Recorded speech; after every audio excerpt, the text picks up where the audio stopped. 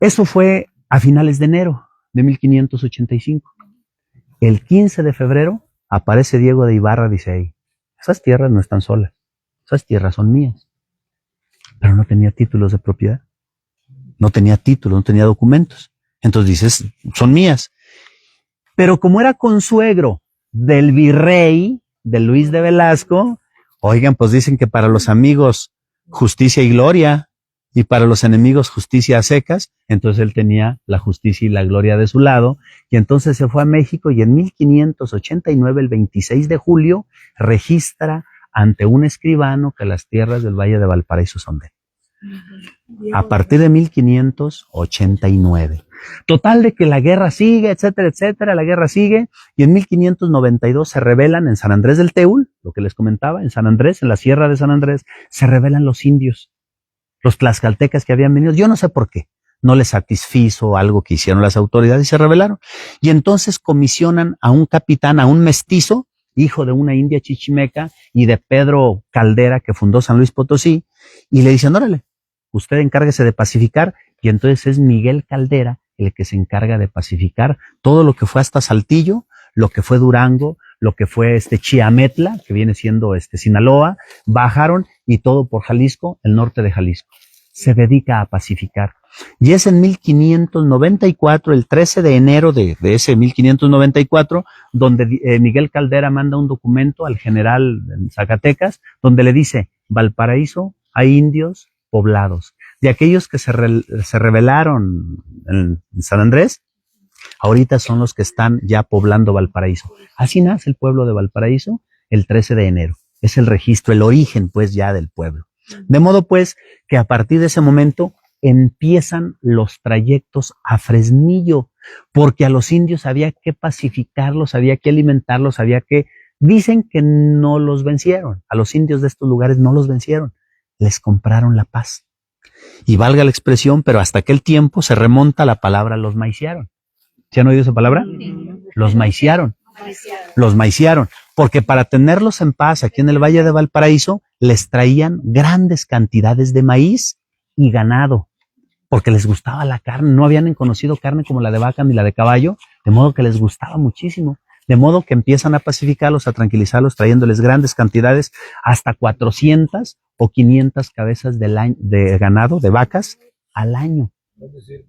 Sí, exacto. Entonces les traen maíz, etcétera, pero también paralelamente empiezan a cultivar tierras y empieza el trayecto.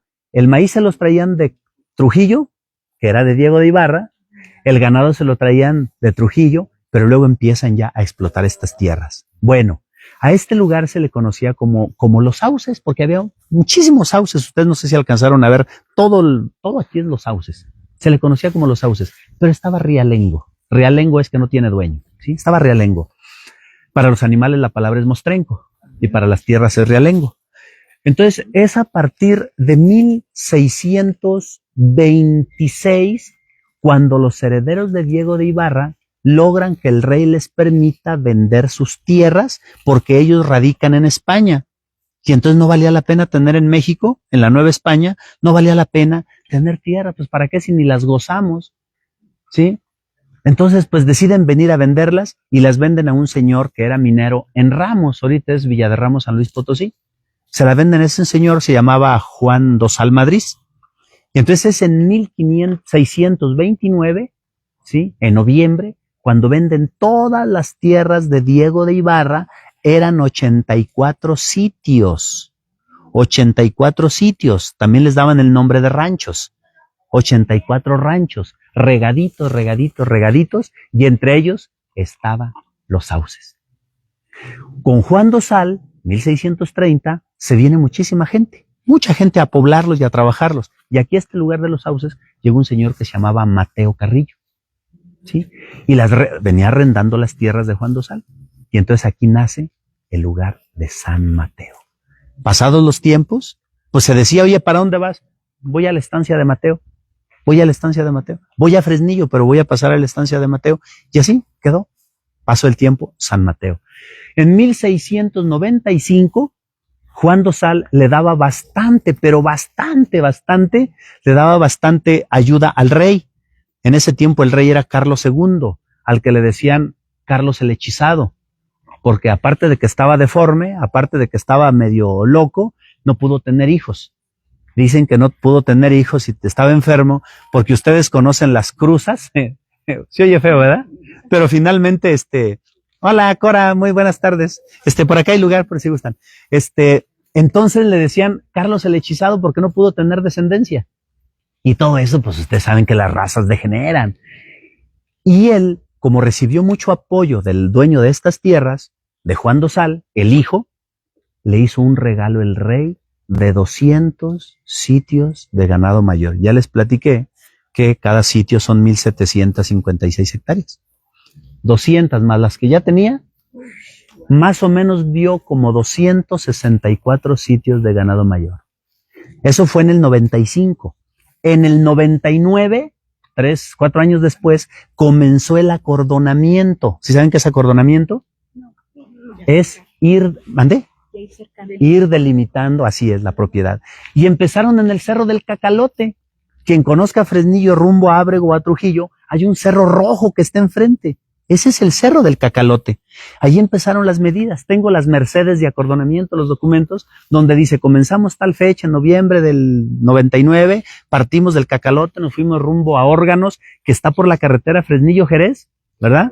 Órganos, y bajamos rumbo a la sierra, al Cerro de la Herradura, que está dividiendo Valparaíso y Jerez, y seguimos por la Sierra de los Cardos, llegamos a la Ciénega de Alonso, que ahorita viene siendo la Ciénega Grande, que colinda con Monte Escobedo, y luego dimos vuelta a la derecha y llegamos a la Junta de los Ríos. La Junta de los Ríos, por ahí cerquita, se divide Valparaíso de Mezquitic, y luego le dieron más al sur y llegaron a un lugar, dicen ellos, al puesto de Tenzompa, que ya es Jalisco. Y entonces para el lado de allá quedaron los indios de Tenzompa y para quedaron las tierras de Juan Dosal. Y se vinieron hacia el norte y pasaron por las faldas de lo que es la Sierra del Astillero. El Astillero está enfrente y lo siguieron por ahí en la Sierra de Atotonilco, bajaron hasta Milpillas de la sierra y luego bajaron a la laguna de Valderramas donde están los menonitas, a la Valderramas, y ya se fueron y otra vez pegaron en el Cerro del Cacalote. Fueron 264 sitios de ganado mayor, ahorita no traigo la cuenta, si alguien puede echar números con su celular, 264 por 1,756 hectáreas, nos dio casi prácticamente todo el municipio de Valparaíso, lo de ahorita, una parte de Fresnillo, una parte de Jerez y una parte de Monte Escobedo y otra parte de Jalisco. Son 112,380 hectáreas. No, a ver, chéquele otra vez. 64 por 1,756. No, 264. Ah, sí, 264 Ajá. por 1,756. 463,584 hectáreas con 27 Hasta se me enchinó perdón. Hasta se me enchinó la piel, ¿eh? Medio millón de hectáreas. Exactamente. ¿Y saben ustedes ahorita saben cuál es la superficie de Valparaíso? 574,000 hectáreas. ¿Cuánto nos falta? 574,000. 110,000. Bueno, ahorita vamos a llegar a esas que faltan. Vamos a hacer la cuenta. Bueno, entonces eso fue, les digo, en 1699. Bueno, en 1700, el 6 de enero, todavía el 6 de enero, en Valparaíso, San Mateo y en los lugares de por aquí en la pasada, estaban las estancias. Y tenían que pasar por aquí. Pero cada mes o cada vez que había cosechas, porque los padrecitos no eran tan maniaos, como decimos en mi pueblo, los padrecitos no eran tan maniaos, venían cada vez que había cosechas. Y casi siempre, por eso el Día de Muertos, lo festejaban, nunca lo festejaron como ahora lo conmemoramos el 2 de noviembre, no, lo festejaban en octubre, en noviembre, en diciembre, hasta en enero venían a hacer la misa de los fieles difuntos. Pero fue el 6 de enero cuando llegó un padrecito de Fresnillo, se llamaba Jacinto Rodríguez de Aguilar, y ante él se presentaron los inditos de Valparaíso porque eran indios, y le dijeron, oiga, señor cura, pues nosotros tenemos ya el permiso del señor obispo de Guadalajara para que nos permita erigir aquí en Valparaíso una cofradía. Nosotros ya teníamos esta cofradía donde vivíamos y vivían en el Arenal, un sitio que está pasando la Boquilla rumbo a Jerez, adelante, está un lugar que se conoce con el Arenal, y era de Juan Dosal. De ahí se los trajo Juan Dosal a vivir a Valparaíso ya de manera permanente. Dice, entonces que nos permita erigir una cofradía a nombre de la Limpia Concepción. Y ahí fue donde nació la advocación a la Limpia Concepción, que con el paso del tiempo se convirtió en la Purísima Concepción. ¿Sí? Bien. Bueno, 1700. Se le da unidad religiosa a esta tierra. Con el acordonamiento de la hacienda que les comentaba, se le dio unidad territorial. Y con la cofradía, unidad religiosa. Nada más faltaba la unidad cívico-política, o la civil. Y entonces mandaron le llamaban teniente de capitán, lo mandaron de Jerez, porque en ese tiempo Fresnillo pertenecía al partido más grande, se llamaba partido, ya se llamaba partido, al partido más grande de Zacatecas. Comenzaba en el Teúl de González Ortega, allá abajo, en Moyagua, por allá, empezaba por allá, llegaba por Montescobedo, Tepechitlán y demás, llegaba a Jerez y se seguía, abarcaba Valparaíso y prácticamente llegaba hasta Mazapil, ¿sí? Luego a Mazapil lo dividieron y dejaron a lo que ahora es Villa de Cos, que se llamaba el Burgo de San Cosme, y entonces, para gobernar estas tierras, mandaron a un teniente, como a un segundo, pues, a un teniente de Jerez, y empezó a gobernar. Bueno, 1799. Bueno, ya brincamos el acordonamiento, ya pasamos la cofradía, 1706 de enero, y en 1701, el dueño de estas tierras, Juan Dosal, tenía 3 hijos, bueno, un hijo y 2 hijas. Una se llamaba María Rosalía Dosal Madrid. Estaba casadera, como decían antes, estaba casadera. Pero como en aquellos tiempos se acostumbraba que había que acomodar a los hijos, ¿verdad? Entonces él tenía un amigo en Sombrerete que se llamaba Antonio de la Campa y Cos. Y Antonio de la Campa y Cos tenía un medio hermano que se llamaba casi igual que él, nada más que tenía el nombre de Fernando. Fernando Antonio de la Campa y Cos. También casadero el muchacho, 25 años. Entre el papá de Rosalía y el hermano de Fernando, casan uno a su hija y a su hermano, con el permiso de ellos, pero se llamaba matrimonios por poder. ¿Verdad? Por poder, o sea, tú y yo los casamos, ¿no? Últimamente es mi hermano menor y busco lo mejor para él, no me va a decir que no. Los casaron en 1701. Y ese Juan Dosal, en 1703, le da un regalo de bodas a su hija que se casa con Fernando. El regalo fue de los 200 sitios que le dio el rey en 1695. Le dio como regalo de bodas, órale. Bueno, en 1703 también hace su testamento, Juan Dosal, y deja establecido, entre muchas cosas, 3 cosas. Una, mi albacea va a ser mi yerno. Él es el que iba a repartir sus bienes. Número 2, la estancia, la hacienda de Trujillo, porque esa ya era hacienda, la hacienda de Trujillo se la dejo a mi hijo Juan Miguel. La hacienda de Valparaíso se la dejo a mi hija, que se llamaba Juliana Francisca. Y los 200 sitios se los dejo a mi hija Rosalía, casada con Fernando. ¿Sí? Bueno, cuando yo me muera, decía el testamento también, voy a repartir, más bien que mi yerno reparta las tierras según como lo dejo establecido.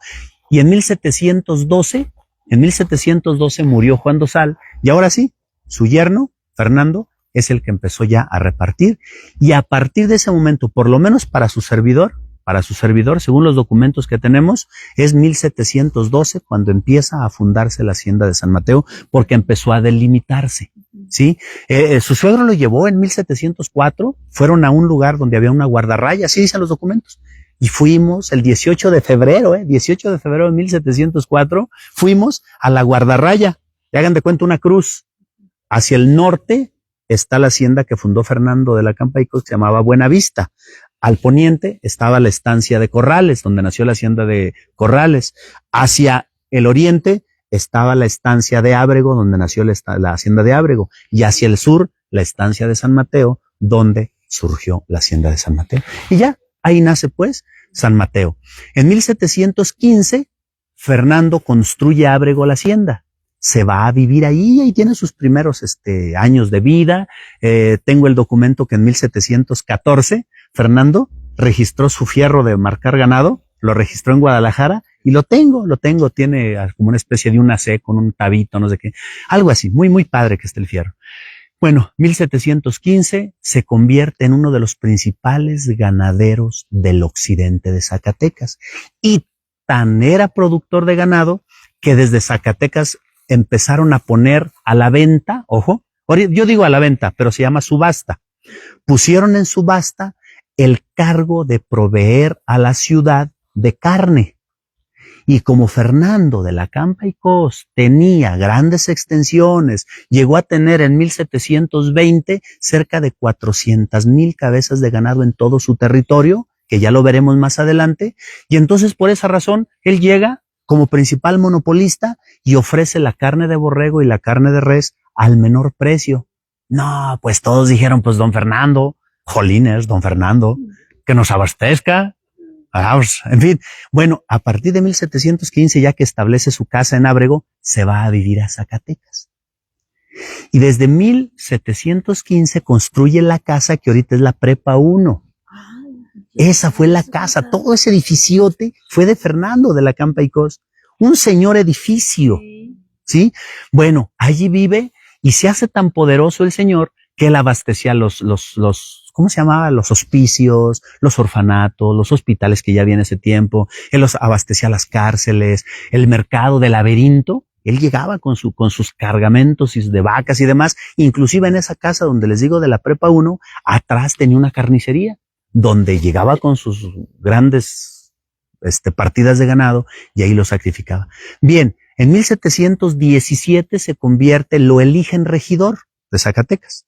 O sea que empezó a combinar el poder económico con el poder político. Y bueno, pues eso lo seguimos viendo, ¿no? Bien, empieza a crecer. Todavía en 1722 era regidor, que se le conocía como regidor de segundo voto. ¿Sí? Nada más había dos regidores, el del primer voto y el segundo. Él siempre se mantuvo en el segundo voto, porque además era del occidente, y quienes tenían el poder eran los mineros de la ciudad de Zacatecas, más poderosos, más comerciantes, más todo. A él le dejaron el segundo lugar.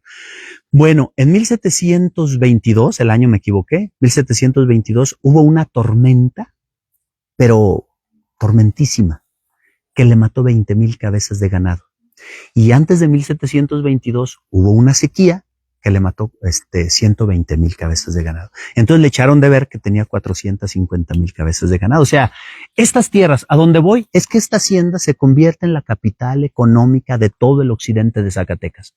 De aquí llegó a mandar, tengo registros, llegó a mandar ganado a Chihuahua. ¿Quién me dijo que es de Chihuahua? A Chihuahua, a un lugar especial que se llamaba Cusiguriachi. ¿Es verdad que existe ese lugar? Cusiguriachi. Según bueno, yo lo vi en un papel. Bueno, hasta allá llegó a mandar ganado. De las ovejas que tenía, llegó a mandar lana, ¿sí? A San Miguel de Allende, lo que es Guanajuato, antes era San Miguel el Grande, a Guadalajara, y de allí, de ese tiempo, surgió la palabra que ustedes saben. Hacían compras, y no era dinero en efectivo. Sí, decía, hoy no tengo, pero tengo lana. De ahí surgió la palabra, es que no tengo lana. Por la lana de los borregos que se hacían los compromisos, sí, no tengo lana. Bien, entonces, para seguir con es una secuencia temporal, es como una especie de crónica para ahí llevarlos en el tiempo. Bueno, resulta que en 1724 se muere su esposa. Rosalía se muere y le deja 2 hijas, ya casadas, porque pues es que en aquel tiempo las muchachitas se casaban desde los 12, 13 años. Las casó Fernando a la hija más grande, se llamaba María Ildefonsa. Ella la casó con un minero de Mazapil que se llamaba José Andrés Sánchez Tagle. La casó a su primer hija con Sánchez Tagle. A su segunda hija, nada más para que se den una idea, la casó con un señor que se llamaba Juan de Oliván y Rebolledo. Era parte de la Real Audiencia de México y era el encargado de la guerra de la Nueva España. Ese yerno del conde, su hija tenía 16 años y su yerno tenía 66. O sea, más o menos estaban de la edad. Sí, más o menos, parejeándole. Bueno, pues ese señor, para que se den una idea, Juan de Oliván Rebolledo, fue el encargado de ir a pacificar Texas. Ese señor fue el que fundó San Antonio, Texas, porque con ellos andaba un señor que se llamaba Antonio Ibéjar. Entonces la ciudad de San Antonio, Texas, fue financiada por el yerno de Fernando y por Fernando. Fernando dio 150,000 pesos que salían de su lana, ¿sí? Bueno, pero muere su esposa primera y entonces los yernos, ya mayores, colmilludos, con mucha experiencia, decimos aquí en el rancho, con mucha experiencia, le dijeron, oye, ¿y la herencia de tu mamá? Tu papá se las debe dar, ¿eh? Empezaron a calentarles el cerebro y le echaron pleito. En 1729, empezó el pleito para que Fernando les diera a sus hijas lo que se conocía como las herencias maternas. Pero ya para 1729 ya no era solamente Fernando. Era el conde de San Mateo, porque en 1727 le había dado el rey un regalo, era el título de nobleza de conde. A la hora de escoger el lugar decían, bueno, pues Ábrego, pues no, se los voy a dar a mis hijas, yo creo. Ábrego, pues ¿dónde lo asiento? No. Y entonces le gustó San Mateo, y entonces por eso se le llamó conde de San Mateo de Valparaíso, agosto 1727. Imagínense, tener un título de nobleza es como ahorita, no sé, no me puedo imaginar, sinceramente no me puedo imaginar. Y en aquella, yo realmente no me puedo imaginar, porque lo que decía el título de Castilla, cuando manda el rey, que en ese tiempo era Felipe V, le mandó el documento al virrey, que era Juan de Acuña Marqués de Casafuerte, le decía en sus documentos, le dice, expido este título de nobleza para mi fiel vasallo y súbdito, Fernando de la Campa y Cos, coronel de los ejércitos coronel de infantería y los reales ejércitos de mi servicio. Para que con este título ahí está. Se me enchina el cuero. No, ya no. No, sí existe, pero está en otro lado. A mí se me enchina el cuero, porque... Bien, entonces, dice, para que no se le moleste. Así es, para que no se le moleste, para que en todos los lugares donde se presente mi vasallo Fernando de la Campa y Cos, se respete y se le reconozcan sus fueros y sus inmunidades. Sí, imagínense. A partir de ahí se empieza a portar Fernando ya no como un conde, sino como un príncipe. Hace de San Mateo la cabecera económica Vean ustedes, o sea, ustedes, estamos aquí en el escenario donde él vivió como rey. La fortaleza, miren, de aquel lado, no sé si se fijaron, pero en la esquina de esta casa, pero allá por aquel lado, por fuera, está una especie de torreón. Ese torreón era para la defensa. La iglesia tenía por este lado, acá en esta parte, otro torreón. ¿Sí? Porque la hacienda la acosaban mucho los indios de Nayarit, los indios por allá. Entonces él vivió como rey con su fortaleza. Bien, seguimos. Al hacerse conde, San Mateo adquiere una importancia, ahorita diríamos internacional.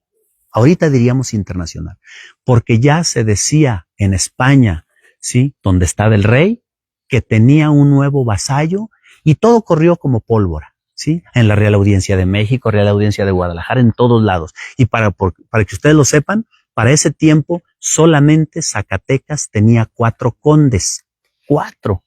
El conde de Santa Rosa, el conde de San Miguel de Aguayo, el conde de Bernardes, el conde de la Laguna, Santiago de la Laguna, el conde Fernando de la Campa y Cos y el conde de Casafiel, que era el que estuvo en las Salinas de San Luis Potosí. Entonces imagínense, eran los 4 personajes más importantes de la vida política de Zacatecas.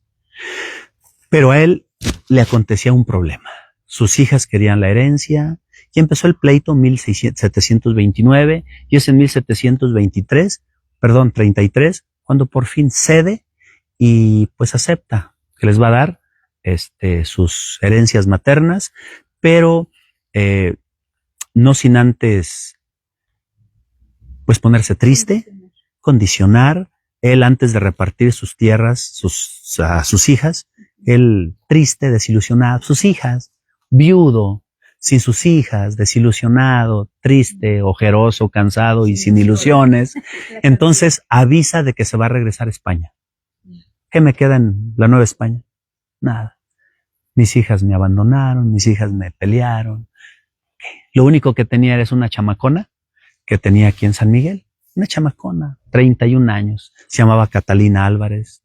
Él tenía como 50 y tantos años, la tenía aquí de veras, o sea, es verdad. Ahorita seguimos más para allá y empezaron a temer sus hijas de que esa mujer liviana, fuera la que se iba a quedar con la otra, y le empezaron a crear chismes, y él con todo eso se iba a ir. Anunció a las autoridades, y en Zacatecas todos los mineros, o sea, todos los dedicados a las minas, le debían nomás 300,000 pesos. O sea que era aparte, prestaba dinero, y le debían comerciantes, mineros, políticos y demás 300,000 pesos. Entonces les dijo: señores, me regreso a España, déjense caer. No, pues iba a estrangular a la ciudad. Y entonces varios mineros hicieron documentos, se dirigieron al virrey y le dijeron: oiga, pídale que no se vaya, si no nos va a cobrar lo que le debemos, y nos vamos, aparte de quedar pobre, va a entrar en crisis la ciudad de Zacatecas y la minería. Y entonces el virrey se inventó una acción. Muy bien. Le regaló 56 sitios de ganado mayor. Otro regalo, y se los dio por ahí desde 1732. Y esos sitios son donde nació la hacienda de San Antonio de Padua y San Juan Capistrano. Por eso decía que ese terreno que nos faltaba ahorita lo íbamos a completar, porque con esos 56 sitios da aproximadamente como unas 85,000 hectáreas. Ahí es donde se completa ya prácticamente todo lo que es el territorio de Valparaíso. 1532, 1533 se ve presionado por el virrey, se ve presionado por todas las autoridades, y pues lo obligan a casarse. Y se casó con una señora ya que había sido viuda, que tenía hijos y muy mayor que él. Y bueno, se llamaba Rosa Catarina Ceballos y Villegas, de Bustamante y Prieto Vélez, que fue vecina de Zacatecas, y a ella fue a la que le construyó lo que viene siendo el Hotel Posada La Condesa, Hotel La Condesa. La Condesa. Así es, de la esposa. La construyó para su esposa. Ay, pobremente, una chocita. Y para él construyó, como ya había, en el reparto que le dio a sus hijas, en el 33, en el reparto que les dio, les repartió la casa, lo que es la prepa 1, se las dio a sus hijas. Pero antes de eso comenzó a construir su propia casa, y esa casa es lo que se llama ahorita Posada de los Condes. Esa casonona que ustedes conocen ahí enfrente del Hotel Condesa, era de él. Así es. Así es. Toda la cuadra donde está Posada de los Condes era de él. Inclusive ahí también llegó a tener carnicerías. Pues él seguía siendo el dueño y señor de todo eso. Bueno, una vez casado, su esposa no lo quiso seguir a San Mateo, porque San Mateo todavía no estaba construido. Lo único que tenía construido era San Miguel, la hacienda de San Miguel, pero no la quiso traer ahí porque ahí tenía a su Catalina Álvarez, su muchachona. Entonces esa hacienda sí la construyó para su chica, ¿cómo se llamaba, muchachos? Su sugar baby. Su sugar baby, era su sugar baby. Digo porque pues él para 1736, entonces sí comenzó a construir esta casa. 1736. Y les digo que construyó primero San Miguel, porque tengo un documento firmado en San Miguel donde manda a Jerez, y empieza a decir que Jerez en un asunto jurídico que trae, y dice, no recuerdo la fecha, pero dice Hacienda de San Miguel en la jurisdicción de Valparaíso. O sea que su hacienda fue primero construida ahí. Pero como recién se casó, construye en 1736, la termina en 1738, y hasta donde tengo los documentos, más adelante les voy a tocar por encima una leyenda, solamente alcanza a construir 25 piezas. Si ustedes cuentan las piezas que hay, a lo mejor sí dan 25, ¿sí? A lo mejor sí dan, aquí abajo no sé, pero hacia allá y más allá.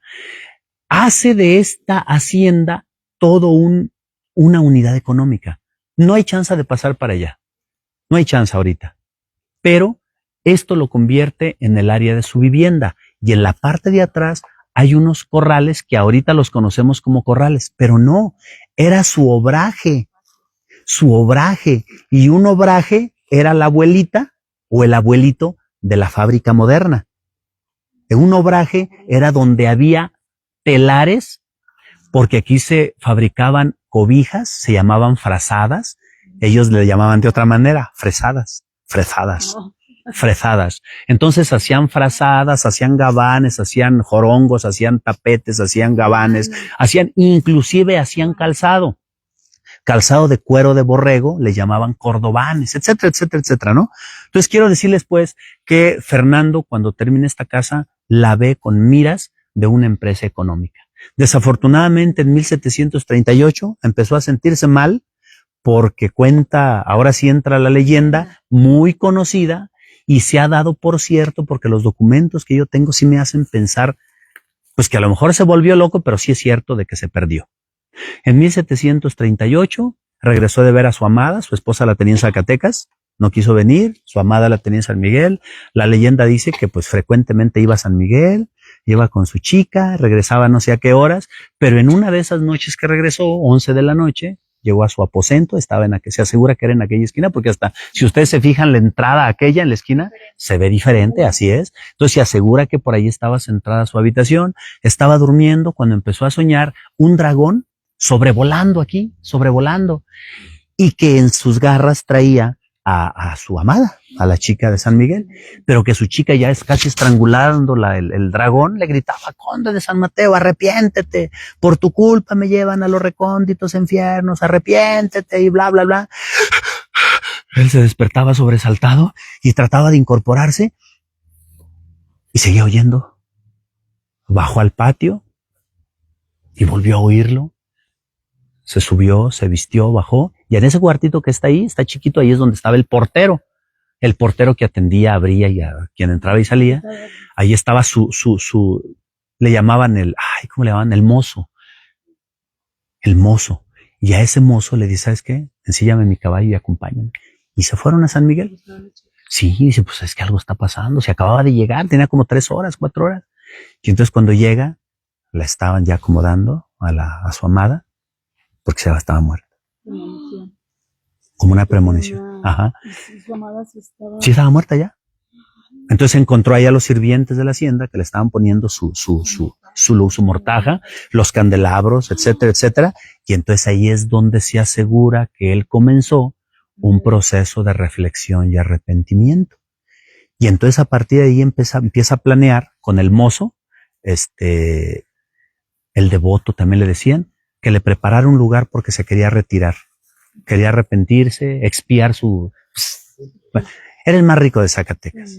1,200,000 pesos de en aquel tiempo tenía de riqueza, no era cualquier cosa. La hacienda de San Mateo, con la extensión que les dije y con toda la fábrica, estaba valuada en 22,000 pesos. O sea, si eso valía una hacienda como la de San Mateo en ese año, ¿a cuánto equivalía 1,200,000 pesos? O sea, les doy datos para que ustedes hagan sus comparaciones.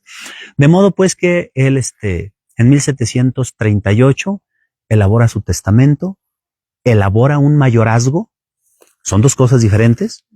El testamento es donde dice qué va a ser de mi riqueza, de mis bienes, y el mayorazgo es donde dice que cierta parte de su riqueza se la va a heredar a un hijo, porque resulta que con su segunda esposa tuvo a una hija nomás, que se llamó Ana María, que se conoció después como el nombre de la segunda condesa de San Mateo, etcétera, etcétera, etcétera, etcétera. Entonces, en ese tiempo hace la escritura de mayorazgo y la escritura del testamento, y bueno, con el testamento y todo, él deja todo resuelto y le pide al beato, también le decían el beato al mozo, el beato, se apellidaba Escobar, creo que era Nicolás de Escobar, y le dice que le prepare un lugar para tirarse, y es cuando le preparan una cueva, que nosotros aquí todos en San Mateo sabemos que en La Calera, todavía no se asegura dónde está, pero es una cueva donde se la habilitan para que él se vaya allá, y allá se la pasaba. Entre San Mateo y La Calera, es un pueblo que está al pie de la sierra, antes de llegar a La Calera, como unos 300 metros, a la derecha, otros 150, hay una capilla, le decían la capilla, esa y la tengo recorrida perfectamente, y hay una capilla que él la mandó construir porque cada tercer día bajaba de la cueva a que desde aquí le llevaran ¿cómo le llamaban? El sacramento de la comunión. El sacramento tenía ahí a San Francisco de Asís porque era devoto de San Francisco, y ahí él llegaba, rezaba, ahí ya se estaba un rato, y se regresaba a su cueva y le daban su comida y etcétera. Bien, 1738, 39 y 40. ¿Mande usted? Como el eremitorio de, así es. Nada más que él era después de 1738, él hizo 5 modificaciones a su testamento. ¿Por qué les menciono esto? Porque ahí es donde yo descubro que sí era probable que se haya ido de ermitaño y que se haya ido allá. O sea, porque resulta que en las modificaciones que le hizo a su testamento se llaman codicilos.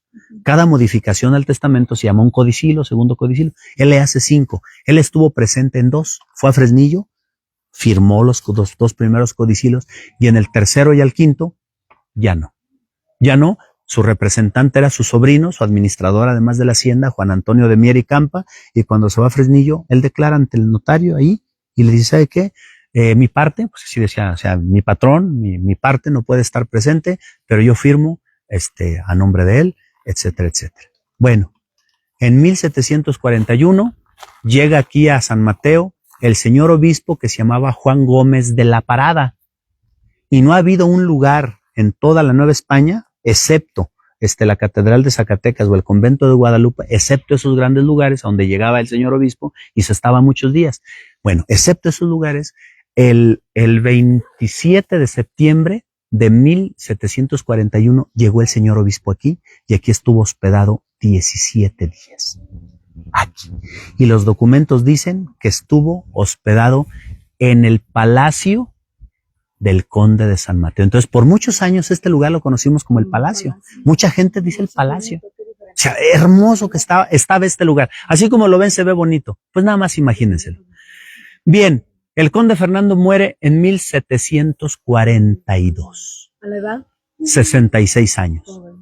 Y ahí termina la vida del fundador, el constructor de la sociedad de Valparaíso, de la sociedad, de la hacienda y de una cultura que resuma, de resumar, no de resumir, que resuma grandeza económica, grandeza cultural, grandeza política y social. O sea, San Mateo, y discúlpenme, o sea, desafortunadamente se está cayendo el único testigo de nuestra historia, desafortunadamente. Pero en los documentos de San Mateo se habla mejor que de Valparaíso. Se habla mejor que de otros lugares. Por eso, yo lo digo en broma, pero si nos sometemos a un estudio riguroso, San Mateo fue la capital del occidente de Zacatecas. Y yo digo en broma, capital del mundo, sucursal del cielo y ombligo de la tierra. Soy de aquí. ¿De dónde es? De aquí. Bien, nos falta mucho, pero hacemos una pausa porque veo además, ustedes si quieren preguntar, adelante. Fernando de la Campa, ¿dónde murió y sus restos dónde están? Murió aquí. ¿En la hacienda? Sí, aquí murió ya cuando cuando ya estaba dando muestras de que ya iba a morir, porque expió mucho tiempo. Les digo, fueron por lo menos, hasta el 42 del 38, fueron por lo menos 4 años. Por lo menos 4 años él se retiró y demás, pero cuando muere se lo traen aquí. Él en su testamento dejó dicho que se lo llevaran a Sombrerete. ¿Dónde está la señora de Sombrerete? Que se lo llevaran a Sombrerete y que si no tenían dinero para pagar, que vendieran la hacienda de Ameca, una hacienda que está al poniente, colindando con Durango, que si no tenían dinero, que la vendieran y que con esa, pagaran todo. Y entonces, eso dejó testamento, que se lo llevaran allá, porque además él ayudó a construir el convento de allá, ¿sí? Él ayudó a construir el convento de allá, de Sombrerete, y dijo que se lo llevaran para allá. Duró, sin embargo, no lo pudieron hacer inmediatamente. Fue hasta el año de 1782, cuando la hija de él, la condesa de San Mateo, Ana María, que vivía en México, mandó, y pues yo creo que estaban aquí los restos aquí en la iglesia, ¿sí? Por ahí, y entonces se los llevaron, y ahorita están en Sombrerete, ahí en la sacristía, están en la sacristía, está la entrada. ¿De Santo Domingo? De Santo Domingo, así es. Ahí está, he ido a ver, nos metimos a las catacumbas abajo, nos metimos, y ahí se ve dónde están los restos de don Fernando. Así es. En el jardín está una entrada, ¿no? En el jardín Zaragoza Así tiene es. una entrada que nadie, a veces yo nunca me he asomado por Así ahí, es. pero dicen que cruza hacia los otros Así templos. es. Entonces muere aquí, Adrián, muere aquí el conde, pero es hasta 1782 cuando se llevan sus restos allá. Y dicen, para los creyentes en Dios, como muchos de nosotros, dicen que murió en estado de santidad. Porque si ustedes echan números desde el 42, desde 1742 a 1781, es 1781, tenía 39 años de muerto. Dicen que cuando lo sacaron, todavía estaba incorrupto. Hagan de cuenta como si hubiera tenido un mes de haber muerto. Nomás poquito. Dicen que por eso. En Sombrerete, yo no sé si ustedes se den cuenta, en Sombrerete hay un grupo como de 50 personas que son devotos de Fernando de la Campa y Cor. Son devotos, son comerciantes, y dicen que desde que ellos son devotos y le hacen, porque le hacían fiestas, sus mañanitas y todo el día de su nacimiento, dicen que todos los que son parte de esa organización de comerciantes les va muy bien. Que cuando comenzaron, incrementaron sus ventas 30%. Dice, por eso aquí queremos. Y todos tienen su cuadrito del conde. ¿Alguna otra comentario? Y si no, digan, ¿qué más quieren que recorramos? ¿Sí? Ok, miren, allá no los invitaría a todos más que de en grupitos de a 3, 4, porque es peligroso, se pueden caer. Ahí hay unas personas que andan muy valientes y a ver si no se quedan atravesadas a la mitad de la cintura. Pero, ¿Se pueden bajar, por favor? Con cuidado. hay con cuidado. Y entonces eso es la historia hasta 1742. Nosotros nos comentaron ayer que el ganado era de tal calidad que el primer toro que se le dio en la Plaza de Toros México fue mandado de aquí de San Mateo. Es que si ustedes se fijan, nos quedamos en 1742. O sea, nos falta toda la historia del 42 hasta la fecha, porque además ustedes deben... ¿Quién conoce la Ciudad de México? En la Ciudad de México hay un lugar que se llama el Palacio de Minería. Y al lado norte del Palacio de Minería está la estatua de Carlos IV. Está en su caballo. Dicen que el molde de ese caballo fue de la hacienda de San Mateo y se conocía como el tambor. El caballo era el tambor. Dicen que era de aquí. Otros dicen que era del Jaral de Berrio, que también perteneció. Otros dicen que era del Jaral. Miren, aquí esta es leyenda. Esta ya es leyenda. Ahora sí, ya que quien guste creer, sí. Oiga, el señor que le iba a abrir aquí, le mencionó, dijo la dueña. Bueno, miren, ese es un tema que todos los de San Mateo lo conocemos. A lo mejor además aquí están mis paisanos de San Mateo y no me van a dejar mentir. Esta casa grande, cuando se reparte la tierra en 1935, que se reparte una parte para los ejidos, Sí. Los dueños eran los criadores del ganado de lidia, los toros bravos. Ellos tramitan ante el gobierno una inafectibilidad o inafectabilidad ganadera, que consistía en que durante 20 años no les iban a afectar el gobierno las tierras, porque alegaban que tenían una industria ganadera, que los toros de lidia, que le daban prestigio al país, que esto, que el otro. Entonces el gobierno se comprometió durante 20 años a no molestarlos. Pero más que eso, lo que querían los hacendados, los yaguno, era vender las tierras. O sea, empezaron las ventas al por mayor. La ganadería nació en 1908, el 21 de julio, porque hicieron una asociación los hermanos cuando muere su papá, que se llamó Hijos de Antonio Yaguno.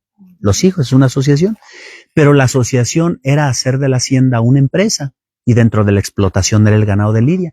Por eso dicen y se asegura que el ganado de lidia comienza en San Mateo en 1908, oficialmente, pero no. Los yaguno ya habían calado con los toros criollos desde 1898. Ya lidiaban, ya toreaban, ya por aquí. Y entonces, pues a partir de 1932 se disuelve la Sociedad de los Hermanos que se fundó en 1908. Para ese tiempo, la hacienda estaba asignada a 4 hermanos, que fue María de la Luz, María del Carmen, Antonio y Julián. Pero como las hermanas ya se habían casado, renunciaron a sus derechos de la hacienda de San Mateo. Por ejemplo, Luz Yaguno se casó con Manuel Ibargüengoitia, el dueño de Guadalupe de las Corrientes en Villa de Cos. ¿Sí? Otra hermana de ellos, María del Carmen, se casó con Ángel Ortiz, que era el dueño de La Salada, que está cerca de Fresnillo. ¿Sí? Bueno, renunciaron a sus derechos y nada más se quedaron como dueños de San Mateo Julián y Antonio. Bueno, pues en 1932 se disuelve la sociedad de Julián y Antonio, se reparten la hacienda, ¿sí? La parte del norte, hagan ustedes, imagínense una línea recta al norte. La parte derecha le quedó a Julián y la parte del sur a Antonio. Bueno, ellos explotaban la ganadería. Bueno, Antonio Yaguno compró la hacienda de Pozo Hondo en Villa de Cos y Julián compró la hacienda de Torrecillas, que se conoce ahorita como el Saus, que está en Sainalto, el Saus. Se repartieron los ganados bravos y entonces Julián se lleva su ganado al Saus y Antonio se los lleva a Pozo Hondo. Y entonces ahora sí, a vender las tierras. Pero como estaban prohibidas las fiestas de toros, fue hasta 1946 cuando se inaugura la Plaza de Toros México y sí fue el 46 o 44. Bueno, no recuerdo ahorita, discúlpenme por los años, pero exactamente el primer toro que se torea es de la ganadería de Lidia de San Mateo. Así es. Y a partir de ahí, la hacienda de San Mateo, la ganadería de San Mateo se convierte, esa es la palabra que voy a usar, no me la voy a inventar. El 95% de las ganaderías de toros bravos de México traen el semen de San Mateo. O sea, curioso, pero así es, así es. Llevaban Así es. sementales. Así es. Bien, respondí su Sí. comentario. Muy bien, pues no sé si hay algo más, quieran otro recorrido. Los abotagué con mucha información histórica, pero yo a la dueña actual, es lo que íbamos a comentar. Les decía pues que en ese lapso en que ya empiezan a venderse los terrenos, la ley agraria dice o decía de que solamente las fincas, esas seguían siendo de los hacendados. Pero déjenme decirles que mi gente, la gente de San Mateo, nosotros, de alguna manera, sí hay un espíritu de rechazo, surgió un espíritu de rechazo a los hacendados. Entonces comenzaron a atacar la casa, la abandonaron. Había un señor que la cuidaba después que los yagunos se van. ¿Usted conoció al señor Antonio Pérez que le decían el Asquelito? Se me hace que era papá de don Jesús La Chata, abuelo de don Ramiro Pérez, el de Elena López. Ándele. Bueno, hay inclusive una foto que yo la publiqué en un libro donde hay un señor que va llegando en su caballito. Dicen que era don Toño, yo no me lo crean, pero hay una foto. Él se quedó de encargado. Una familia de aquí de San Mateo, de apellido Arias, por X razones, desde el movimiento cristero, se fueron a vivir a Ábrego. Un señor que se llamaba don Gregorio Arias, con sus hijos, don Toño Arias. Regresaron más o menos en 1956, vieron la casa grande sola, le pidieron permiso al comisariado y le dijeron, oiga, denos chance, no tenemos dónde vivir. Ellos vivían, se me hace que eran dueños donde vivía Baltasar, o donde vivían ustedes, ¿no? ¿Verdad? Ellos eran los dueños de esa casa, pero la vendieron para irse a Ábrego. Pero como tuvieron problemas, dice la gente, inclusive a mí me platicaron uno de Ábrego, que mataron al hijo de Pánfilo Natera por culpa de chismes de don Antonio Arias, que lo mataron allá en Ábrego, y entonces tuvieron problemas y se regresaron a San Mateo. Y entonces no tenían casa porque la habían vendido, la casa que dice mi paisana, doña Zoraida, la conocemos como Cora de cariño, y no tenían que vivir. Se acercan con el comisario y le dicen, oye, pues la casa grande está sola, danos chance de vivir, ¿no? Mira, nada más, nosotros la cuidamos. Y fue así como se metieron la familia Arias. Eso fue en el 58. En el 59, 31 de enero, tengo la escritura, fueron al valle y el recaudador de renta se llamaba Odilón Escalante, originario de Huehuquilla. Ante él, don Antonio Arias tramitó la escritura como dueño de esta casa. Y entonces a partir de ahí... Pero como ¿cómo se le nombraría? Del patrimonio de la... Todo no existía. Todo no existía. Actualmente nadie puede... Ustedes saben que a los 5 años se genera derecho. Y a partir de ahí, esta casa apareció como de los familia Arias. Por muchos años, y se los digo, en 1982 hubo unos paisanos de aquí de San Mateo radicados en la Ciudad de México. no recuerdo cómo se llamaba la asociación, creo que así se llamaba, Asociación de Paisanos de San Mateo radicados en la Ciudad de México, creo que así se llamaba, es más o menos eso. Se organizaron porque en ese tiempo surgió una asociación de charros en San Mateo y no tenían lugar donde ejercer su deporte. Y entonces lograron ellos personalmente platicar con los descendientes de los yagunos, con José Julián Yaguno. José Julián Yaguno, el dueño de Torrecillas, y él les dijo, no hombre, pues, la casa de San Mateo es del pueblo, no se enreden, esa casa es del pueblo, oiga, pero que ya hay dueño y que no sé qué. No más queremos que usted apruebe, y les asignó eso que está a la entrada, donde está el arco, nosotros lo conocimos como el Encerradero. Ese fue el primer lugar donde los charros de San Mateo tuvieron para ejercer su deporte. Con el paso del tiempo se les hizo chiquito porque los charros de San Mateo, ustedes deben saberlo, los mejores charros de Zacatecas, entre los mejores charros están los de San Mateo. Y además son familiares de Cora, ¿verdad? Así es. Así es. Ustedes nada más busquen a Juan Luis Blanco Jara, Juan Luis Blanco Jara, y van a encontrarlo, charro completo, premios a nivel nacional. Bueno, entonces los charros empezaron a aumentar su número, su deporte fue creciendo. No, o sea, la charrería. Yo no soy charro, pero me gusta la charrería. O sea, no soy charro y no lo entiendo, pero me gusta ver cómo hacen el paso de la muerte. No, todo bonito. Y entonces los cambiaron, antes de bajar al barrio de San Andrés, allí hicieron otro lienzo charro más grande, más apto. Además, como está al pie de una ladera, la ladera sirve de gradas. Entonces, bien, así es. Entonces quiero decirles pues que a partir de 1982 se puso en duda la propiedad de esta casa a favor de los señores Arias. Un yerno de ese señor Antonio Arias anduvo jugando para la política en Valparaíso, David Gómez, y con esas influencias que traía con el gobierno, quiso poner una gasolinera precisamente en el Encerradero, donde la gente y los charros lo reclamaron como de ellos. Y era cierto.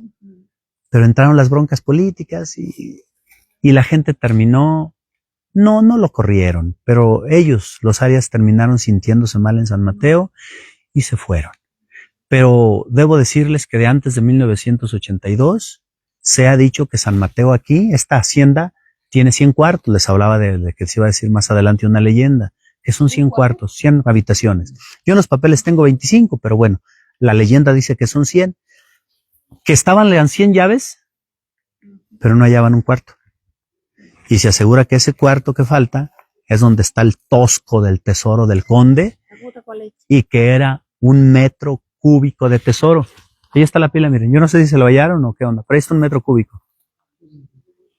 El caso es que los señores Arias pagaron maquinaria, pagaron mano de obra y empezaron a escarbar.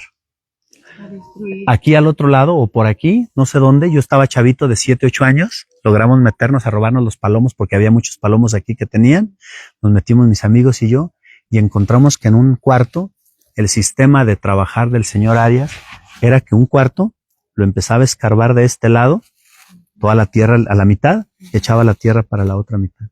Llegaban, no sé si encontraban, pero si no encontraban, le seguían con el otro lado.